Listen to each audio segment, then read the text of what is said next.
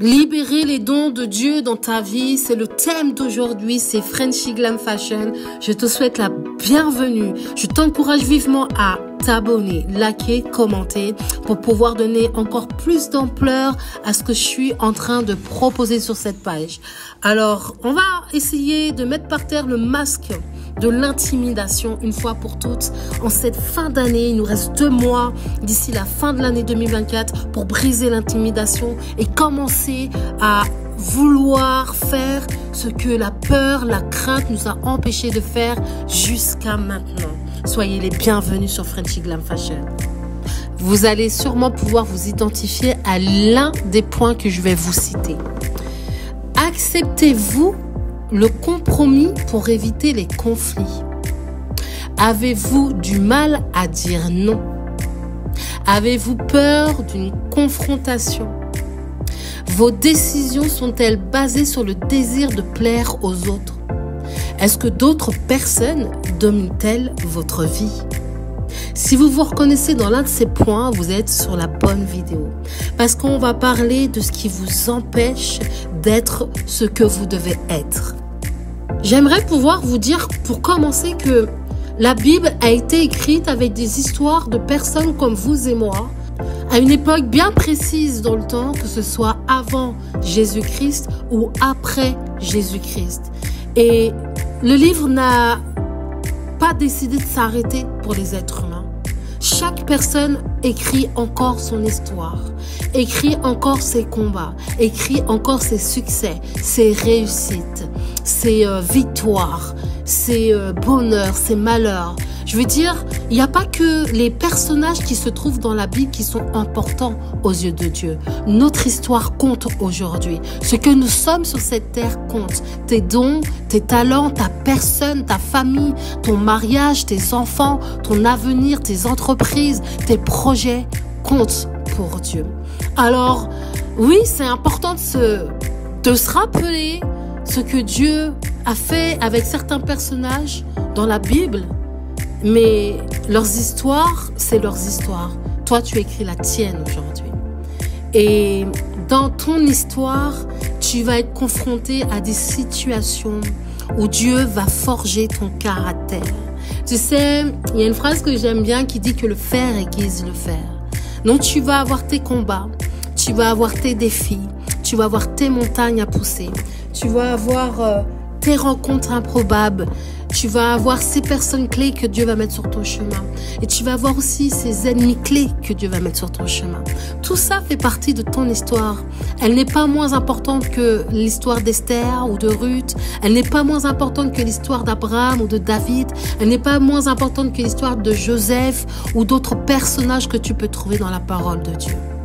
Ces écrits ont été regroupés juste pour nous montrer le chemin à suivre, pour nous montrer ce que nous pourrions faire face dans notre vie. Mais notre histoire peut être plus puissante, plus grande et beaucoup plus importante pour Dieu dans un temps comme celui-ci. Alors, écoute, il y a des dons qui sommeillent en toi. Et j'aimerais te dire, et j'espère que toutes les personnes qui ont besoin d'entendre ce message vont l'écouter jusqu'au bout, reste jusqu'au bout. Pourquoi on est si nombreux? Pourquoi il y a autant de gens dans ce monde à avoir des dons et des talents et à être aussi inefficaces?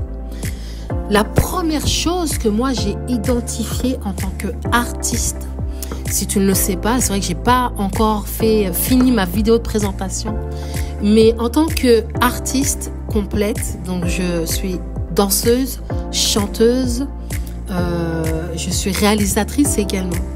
Et dans tous ces dons qui se sont développés au fur et à mesure que j'ai été en contact avec Dieu, en contact avec le Saint-Esprit, ces choses se sont développées. Mais elles se sont développées dans le courage et dans le positionnement de cette autorité que Dieu m'a donnée sur la terre. Il faut savoir que nous, en tant qu'êtres humains, on a été établis. Chaque croyant occupe une position d'autorité qui vient avec des talents ou des dons donnés par Dieu et cachés en Jésus-Christ, au-dessus de toute autorité démoniaque. Écoute-moi bien. Satan n'a aucune puissance sur cette terre. Il a été déchu de son autorité. Tu es l'autorité choisie par Dieu sur cette terre pour accomplir les choses. Alors pourquoi il y a autant de gens, et là je vais parler surtout pour les chrétiens, pourquoi il y a autant de chrétiens qui sont inefficaces aujourd'hui dans les églises? Pourquoi, si tu n'es pas chrétien, dans le monde, on a des gens qui sont en sommeil, dont les dons sont en sommeil, les talents, les capacités dorment? On va vraiment y répondre dans cette vidéo, mais j'aimerais t'emmener en 2 Timothée 1,6.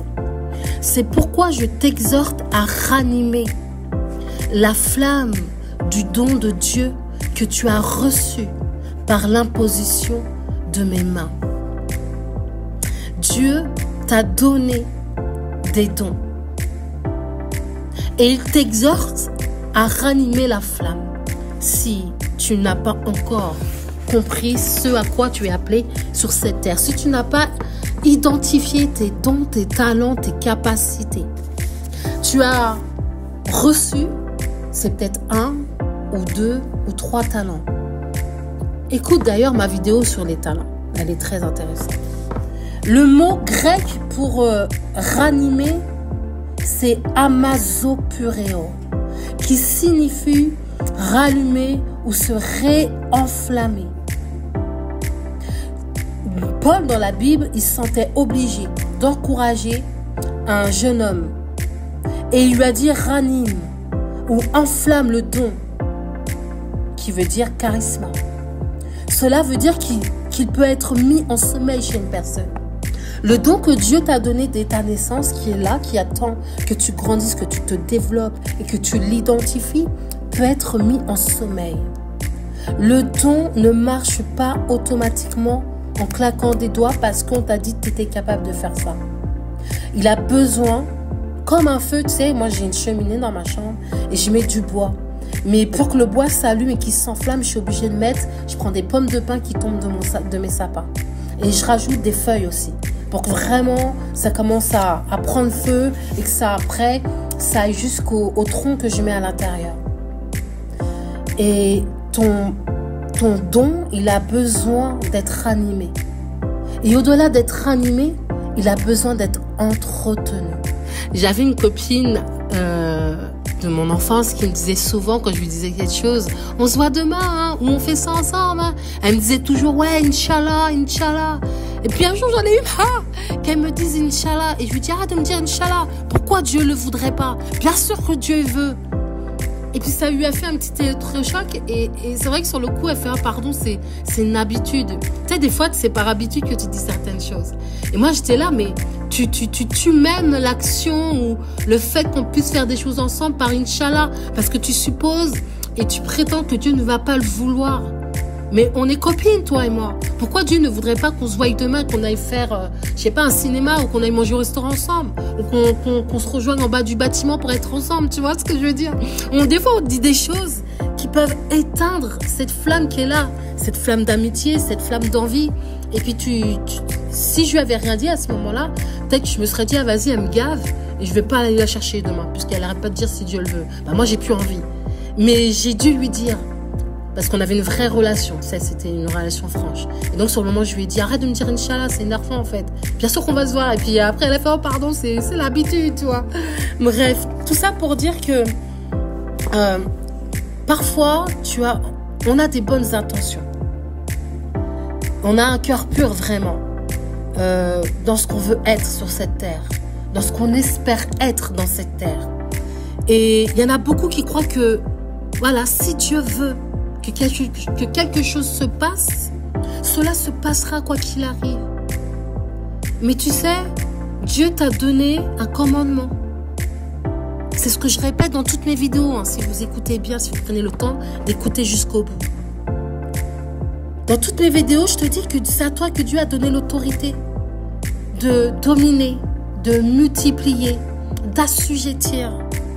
Et donc, quand tu penses que c'est à Dieu de faire les choses et que toi, tu n'as pas une part à faire, tu vas attendre longtemps. Ça va devenir inefficace, inexact. Et il est temps que si tu pensais que si Dieu veut que quelque chose se passe, ça se passera, il faut que tu arrêtes. C'est à toi de le vouloir d'abord. Parce que c'est parce que toi, tu vas te mettre en action que Dieu va se mettre en action aussi. Et je pourrais te raconter plein d'anecdotes comme ça, où moi, j'ai poussé les autres à se mettre en action. Ah, mais qu'est-ce que tu attends pour faire ça? Ah, j'attends l'autorisation. Ah, mais mon mentor m'a pas dit oui. Ah, mon responsable. Mais ça va pas en fait. Qui est le Seigneur des Seigneurs, le Roi des Rois? Qui t'a créé dès le ventre de ta mère, dans le fruit de ses entrailles? C'est Dieu dès le commencement. Ton mentor, ton responsable, ton pasteur, qui que ce soit que tu veux mettre à une place qu'il n'a pas à avoir, n'était pas là quand Dieu a soufflé sur ta vie. C'est Dieu qui a écrit chacune des choses que tu es aujourd'hui. Tes capacités, tes dons, ce que tu vas devenir, ce que tu dois être. C'est Dieu. En 1795, Edmund Burke a écrit cette phrase. La seule chose qui soit nécessaire pour voir le mal triompher, c'est que les hommes bons ne fassent rien. Jusqu'à quand tu vas attendre pour faire quelque chose de bien dans ta vie? Pendant que le mal, lui, il est en train de s'avancer. Il est en train de prendre du terrain. Il est temps vraiment, vraiment de réveiller ce qui sommeille en toi. Timothée, dans la Bible, avait un cœur pur. Regarde comment Paul exaltait son caractère. Car je n'ai personne qui partage mes sentiments pour se soucier sincèrement de votre situation. Tous, en effet, cherchent leur propre intérêt et non ceux de Christ Jésus. Vous savez qu'il a fait ses preuves en Philippiens 2, 19, 22. Pourtant, c'est Paul qui, 2 fois, le mit en garde de ne pas négliger le don de Dieu, au risque de le mettre en sommeil. Il y a donc 2 questions auxquelles il faut répondre. Qu'est-ce qui fait que le don de Dieu reste en sommeil en toi? La réponse est 2 Timothée 1, 6, 7. C'est pourquoi je t'exhorte à ranimer la flamme du don de Dieu que tu as reçu par l'imposition de main.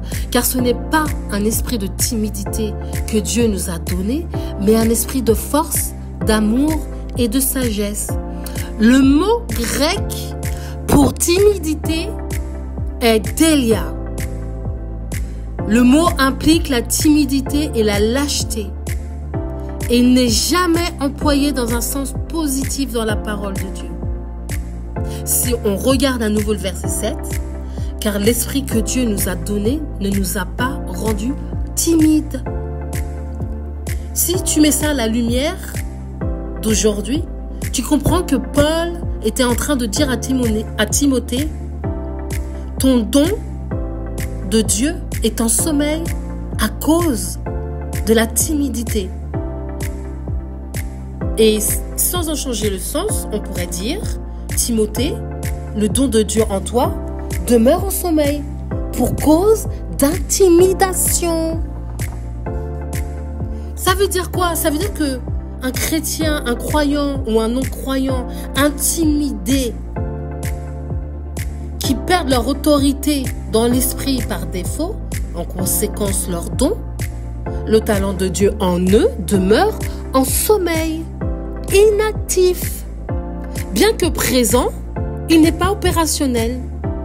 On va regarder un peu plus près la définition de l'intimidation.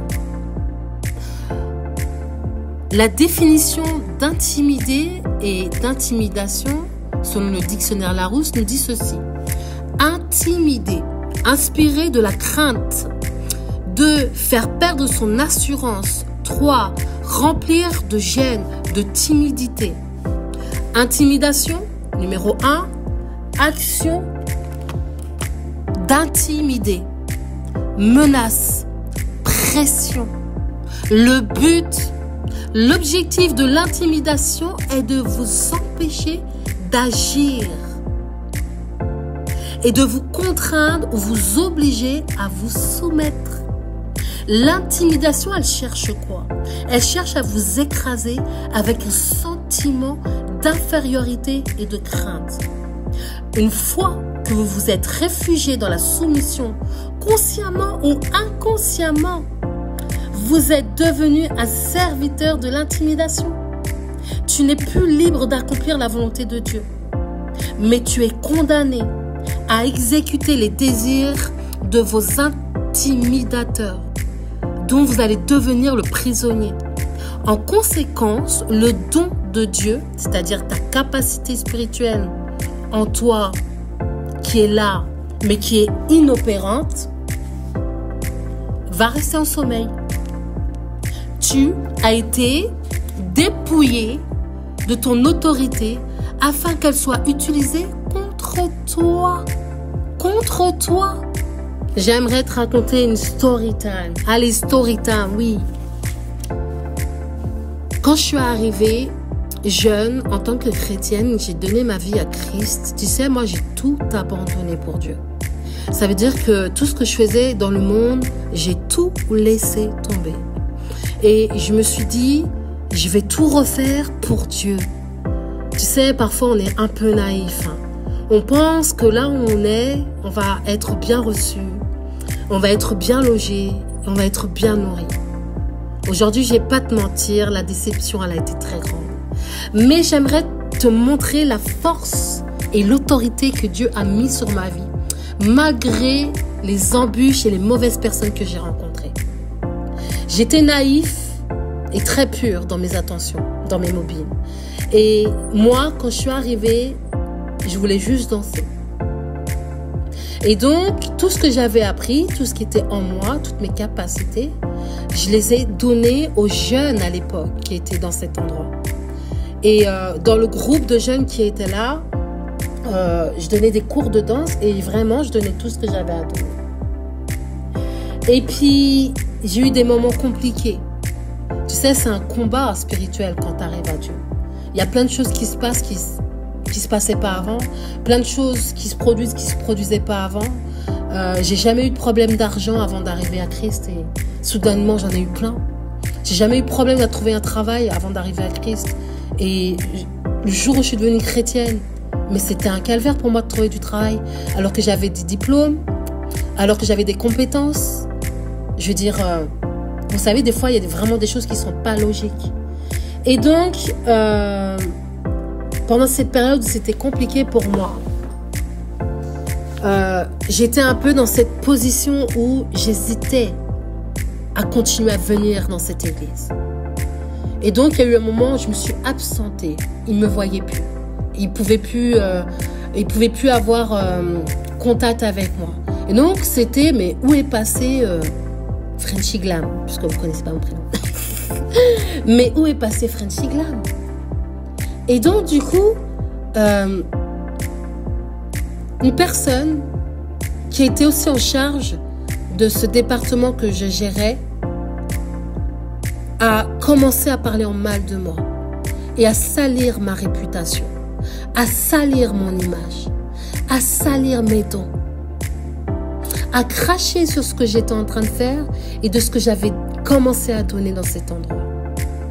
Et donc, une fois que Dieu m'a relevé et m'a refortifié, et j'aimerais vous dire que vous savez, quand les gens passent par des mauvaises périodes, on n'est pas là pour leur marcher encore plus dessus. On n'est pas là pour les écraser. On n'est pas là pour planter un couteau dans leur dos. Bien au contraire. Le rôle d'enfant de Dieu, c'est d'aider ces gens-là à pouvoir passer du mensonge de Satan à la réalité de Dieu. De passer du mensonge que peut-être les circonstances sont en train de créer pour empêcher la personne de rentrer dans son appel, dans sa destinée, pour qu'elle puisse voir la vérité, le plan bon, parfait et agréable que Dieu a prévu pour elle, c'est-à-dire le bonheur, la joie. Et cette personne a fait tout le contraire d'un enfant de Dieu. Cette personne, elle a fait tout le contraire de ce qu'un enfant de Dieu doit faire. Un enfant qui est censé refléter les valeurs et la personnalité de Jésus-Christ sur cette terre. Et vous savez, quand vous êtes une leaduse et que vous avez apporté beaucoup aux gens, que vous avez apporté avec pureté, sincérité, avec amour, avec authenticité, il n'y a personne qui peut salir votre réputation. Et malgré tous ces stratagèmes, malgré le fait qu'elle avait essayé de reprendre même mes danseurs entre ses mains, le groupe entre ses mains, et qu'elle profitait de ces moments où je n'étais pas là pour me salir, aucun des danseurs que j'étais en train de former à l'époque a accepté son attitude. Et quand je suis revenue et que j'ai émergé de mon nuage noir, ils sont les premiers à être venus me dire, tu sais, pendant que tu n'étais pas là, elle a fait ça, elle a dit ça sur toi. Elle a dit ça et ça et ça. Et elle a dit, elle m'a craché, mais elle m'a craché comme jamais personne m'avait craché dessus dans le monde. Vraiment. Et j'ai été tellement déçue d'elle, parce que je l'aimais bien pour commencer. De deux, parce que moi je ne la jalousais, j'avais aucune jalousie par rapport à elle.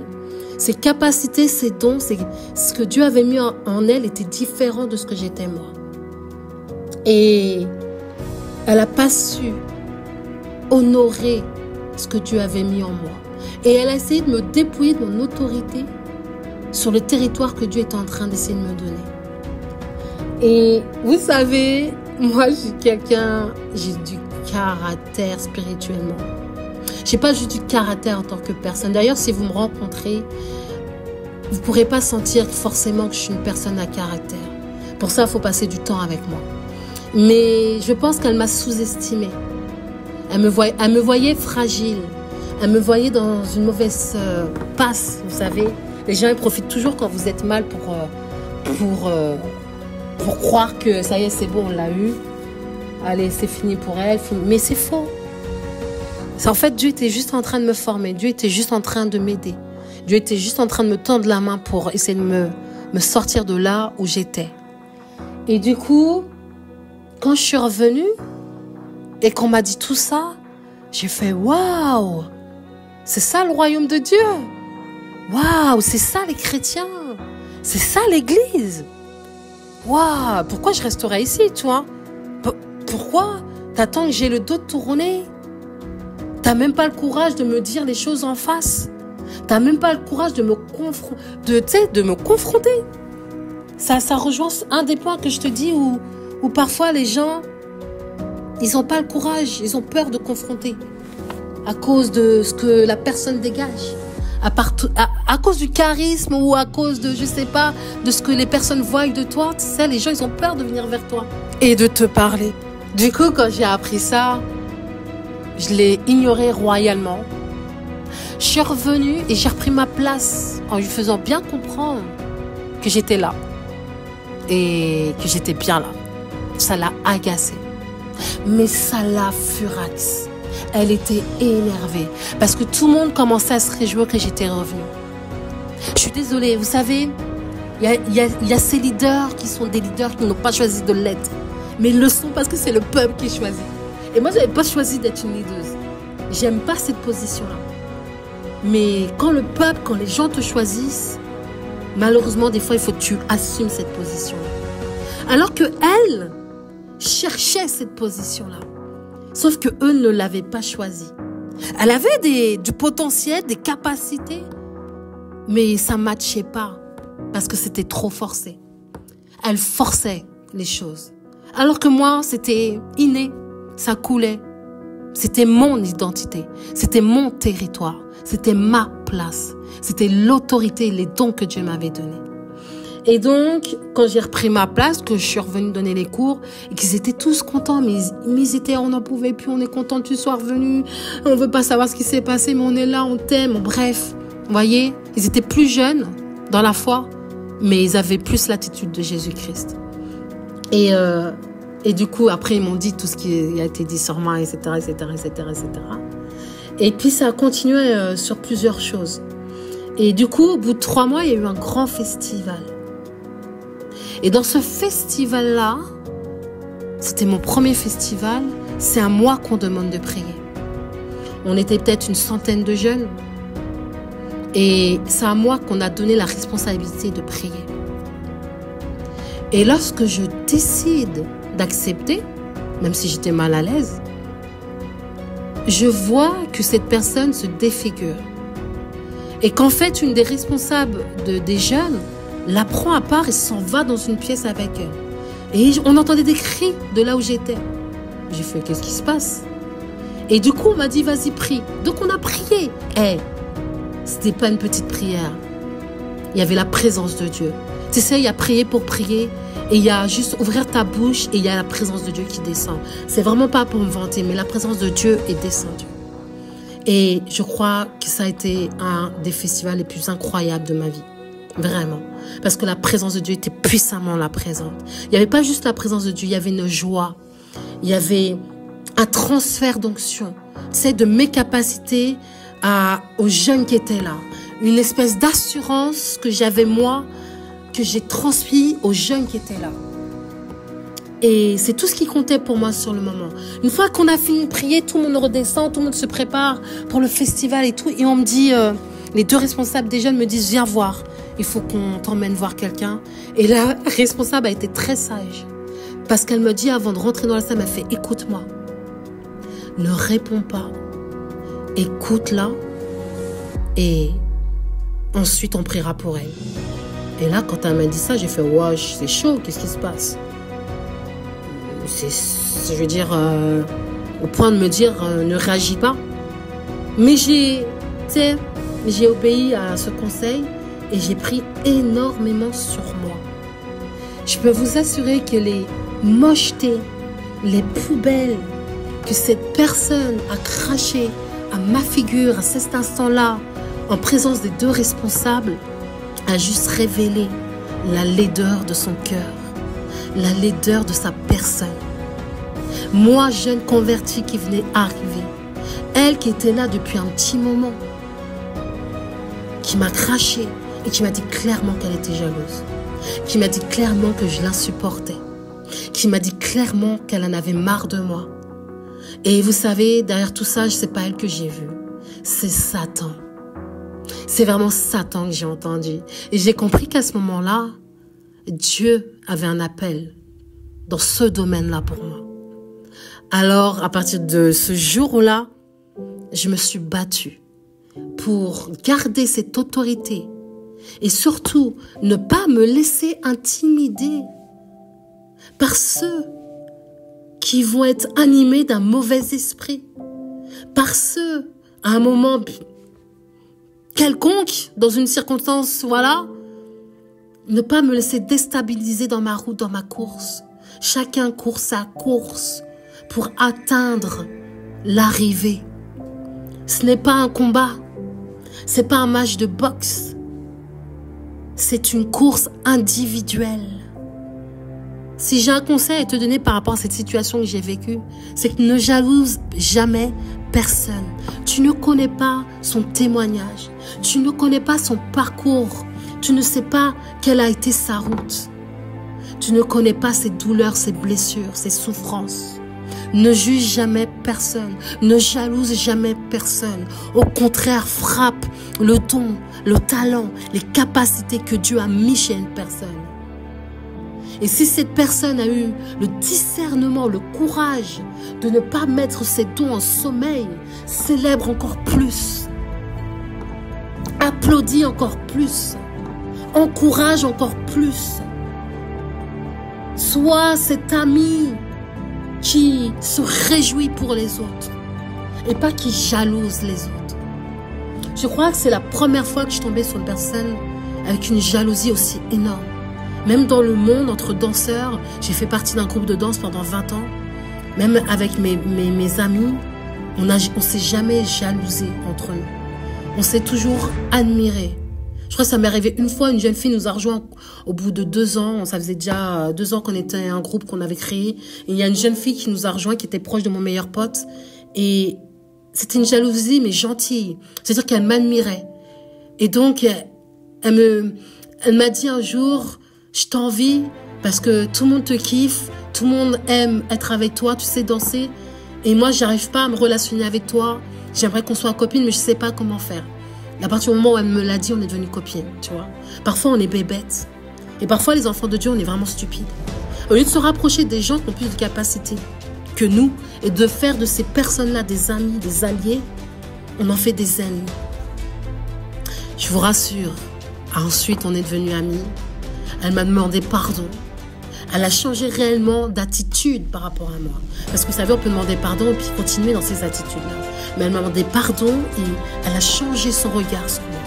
Elle a changé son cœur, ses pensées, sa bouche envers moi. Et même si je vous avoue que ça aurait pu être une occasion de chute, ça a été finalement une occasion où ça m'a propulsé et encouragé encore plus. Tout ça pour vous dire que ne vous laissez intimider par personne. Et ne permettez pas à ce que la timidité vous emprisonne et mette en sommeil les talents que Dieu vous a donnés. J'aimerais terminer avec ce verset en 1 Corinthiens 12, 4, 11. Il y a diversité de dons, mais le même esprit. Diversité de services, mais le même Seigneur. Diversité d'actes, mais le même Dieu, qui accomplit tout en tous. Or, à chacun, la manifestation de l'Esprit est donnée pour le bien de tous. Alors, ne laisse personne éteindre le feu qui sommeille en toi et ne laisse pas tes dons en toi dormir. Bien au contraire, rallume la flamme, ranime la flamme.